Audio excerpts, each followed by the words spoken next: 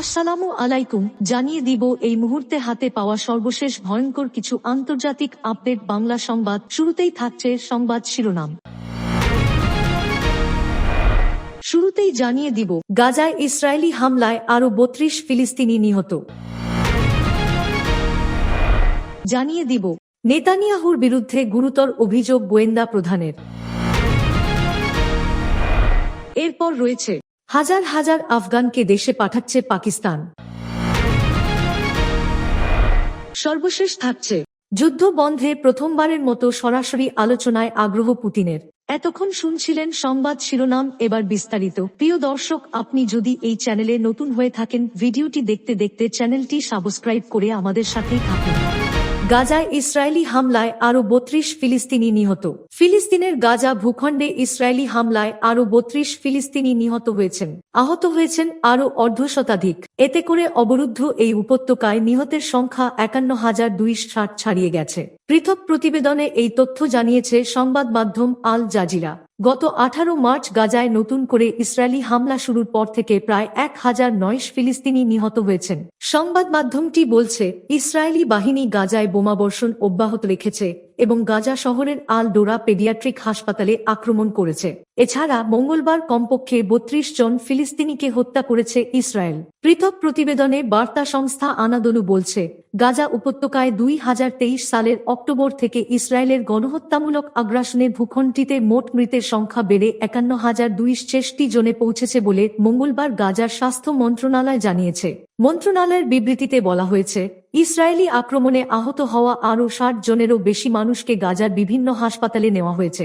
এর ফলে সংঘাতের শুরু থেকে আহতের সংখ্যা বেড়ে ১,১৬,৯৯১ জনে পৌঁছেছে।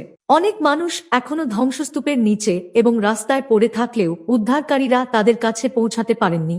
স্বাস্থ্য মন্ত্রণালয়ের তথ্য অনুসারে, গত ১৮ মার্চ থেকে গাজায় নতুন করে শুরু হওয়া ইসরায়েলি বিমান হামলায় এখন পর্যন্ত প্রায় ১,০০৯ ফিলিস্তিনি নিহত এবং আরও ৪,৯৫০ জন আহত হয়েছেন। ইসরায়েলের বর্বর এই হামলা চলতি বছরের জানুয়ারিতে কার্যকর হওয়া যুদ্ধবিরতি চুক্তি ভেঙে দিয়েছে। জাতিসংঘ বলছে, চলমান আগ্রাসনের কারণে গাজার ৮৫% বেশি মানুষ বাস্তুচ্যুত হয়েছেন। এছাড়া উপত্যকার ৬০% অবকাঠামো আংশিক বা সম্পূর্ণ ধ্বংস হয়ে গেছে।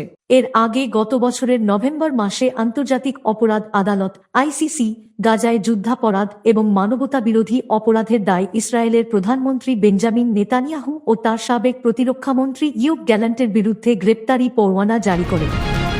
নেতানিয়াহুর বিরুদ্ধে গুরুতর অভিযোগ গোয়েন্দা প্রধানের।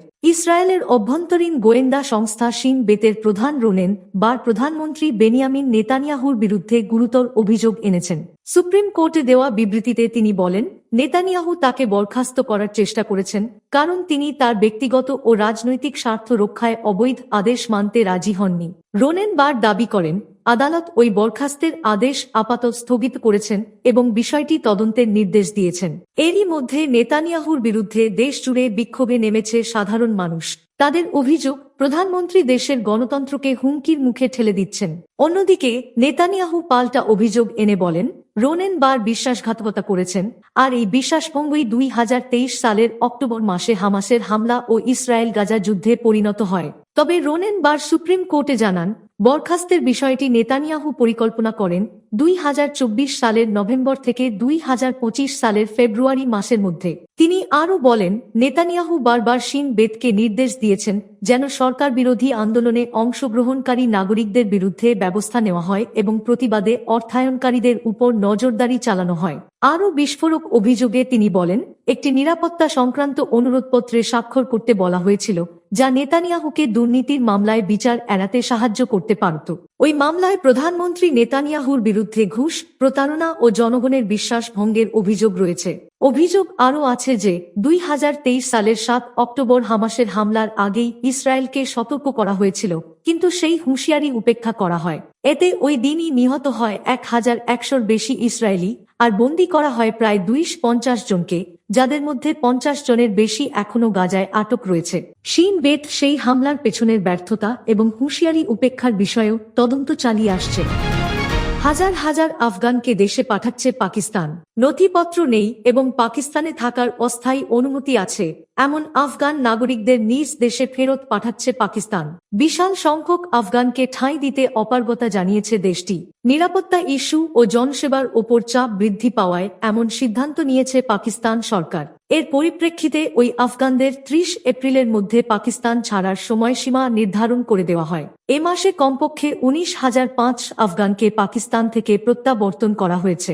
কমপক্ষে ৮০,০০০ ইতোমধ্যে পাকিস্তান ছেড়েছেন। প্রতিদিন ৭০ থেকে ৮ পরিবারকে প্রত্যাবর্তন করা হচ্ছে বলে জানিয়েছেন তালেবান সরকারের কর্মকর্তারা। তারা আরও বলেন, তারা ধারণা করছেন কয়েক মাসের মধ্যে ২০ লাখ আফগানকে ফেরত পাঠানো হতে পারে। এ খবর দিয়েছে অনলাইন বিবিসি। উল্লেখ্য, শনিবার তালেবান সরকারের কর্মকর্তাদের সঙ্গে আলোচনার জন্য আফগানিস্তানের রাজধানী কাবুলে যান পাকিস্তানের পররাষ্ট্রমন্ত্রী ইশহাক দার। সেখানে ওই প্রত্যাবর্তনের বিষয়ে গভীর উদ্বেগ প্রকাশ করেন তালেবান সরকারের পররাষ্ট্রমন্ত্রী আমির খান মুত্তাকি। পাকিস্তানে কমপক্ষে ৩৫ লাখ আফগান বসবাস করেন বলে জানিয়েছে জাতিসংঘের শরণার্থী সংস্থা। এর মধ্যে প্রায় ৭ লাখ মানুষ ২০২১ সালে পুনরায় তালেবান ক্ষমতায় আসলে আফগানিস্তান থেকে পালিয়ে আসেন। যুগের পর যুগ ধরে চলা যুদ্ধে নাস্তানাবুদ আফগানিস্তান। কয়েক যুগ ধরে চলাকালীন যুদ্ধে সেখান থেকে আসা আফগানদের আশ্রয় দিয়েছে পাকিস্তান। তবে পাকিস্তান সরকারের পক্ষ থেকে বলা হয়, অতিরিক্ত শরণার্থীর কারণে সেখানে নিরাপত্তা ঝুঁকি তৈরি হয়েছে। এছাড়া জনসেবার ক্ষেত্রেও চাপ সৃষ্টি হয়েছে। সম্প্রতি দুই দেশের সীমান্তরক্ষী বাহিনীর মধ্যে সীমান্তে সংঘর্ষ বেড়েছে। পাকিস্তান এর জন্য আফগানিস্তানে অবস্থিত জঙ্গিদেরকে দায়ী করেছে। তবে তা প্রত্যাখ্যান করেছে তালেবান সরকার। পাকিস্তানের পররাষ্ট্র মন্ত্রণালয় জানিয়েছে, শনিবারের বৈঠকে দুই দেশের পারস্পরিক স্বার্থের বিষয়ে আলোচনা হয়েছে। যুদ্ধ বন্ধে প্রথমবারের মতো সরাসরি আলোচনায় আগ্রহ পুতিনের। রাশিয়া ইউক্রেন যুদ্ধ বন্ধে প্রথমবারের মতো সরাসরি শান্তি আলোচনায় আগ্রহ প্রকাশ করেছেন প্রেসিডেন্ট ভ্লাদিমির পুতিন। গত কয়েক বছরে এ ধরনের প্রস্তাব এই প্রথম এসেছে। পশ্চিমা বিশ্বের চাপের মুখে পুতিন এমন ঘোষণা দিয়েছেন বলে মনে করা হচ্ছে।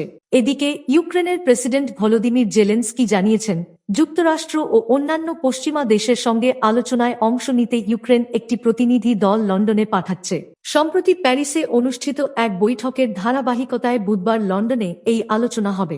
সেখানে টেকসই শান্তির পথ খোঁজা হবে বলে জানিয়েছেন ইউক্রেনীয় প্রেসিডেন্ট। পুতিন রাষ্ট্রীয় টিভিতে দেওয়া এক সাক্ষাৎকারে জানান, ইস্টার উপলক্ষে ঘোষিত ৩০ ঘণ্টার যুদ্ধবিরতি শেষ হলেও রাশিয়া এখনো শান্তি আলোচনায় প্রস্তুত। তবে ইউক্রেন এবং রাশিয়া উভয়ই একে অপরের বিরুদ্ধে যুদ্ধবিরতি লঙ্ঘনের অভিযোগ তুলেছে। পুতিনের মুখপাত্র দিমিত্রি পেসকভ জানান, রুশ প্রেসিডেন্ট চান ইউক্রেনের সঙ্গে সরাসরি আলোচনা হোক এবং বেসামরিক স্থাপনায় হামলা বন্ধে পারস্পরিক সমঝোতা হোক। তিনি বলেন, আলোচনার দরজা খোলা রয়েছে, এখন কিয়েভের সদিচ্ছার প্রয়োজন।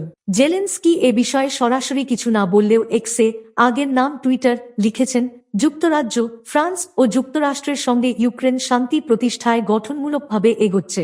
আমাদের লক্ষ্য শর্তহীন যুদ্ধবিরতি ও দীর্ঘস্থায়ী শান্তি। তিনি আরও বলেন, যুদ্ধবিরতি হলে আমরাও থামব, হামলা হলে পাল্টা জবাব দেব। কথার চেয়ে কাজ বড়।